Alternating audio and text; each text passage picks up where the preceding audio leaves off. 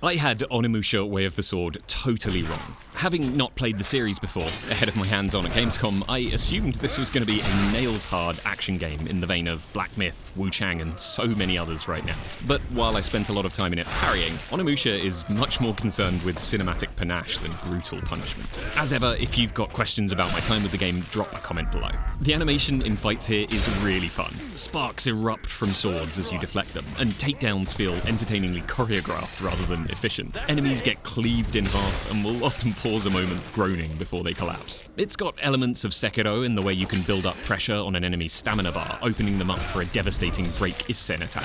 There are perfect parries and dodges that are really rewarding, but when you mess up, you're not likely to die in an instant. Even in the boss fight, I was only having to land a couple of parries in a row before I'd open him up for a counterattack. And when I messed up, hits would just take a chunk of my health off instead of all of it. Now, I love a Souls-like, don't get me wrong, but there are a lot of games aiming for peak difficulty right now. So if Onimusha wants to balance a little more in favor of style instead of skill tests, I'm all for it. Biggest complaints? Everything looked very brown in the segment I played, and the opening had some noticeable frame rate drops, which I hope they'll tidy up in time for release next year. I'll have a full preview up on restart.run soon, but if you've got any questions about what I played of Onimusha Way of the Sword, give us a like and then ask them in the comments. Are you eager for this one? I have to say I am a lot more after playing it at Gamescom.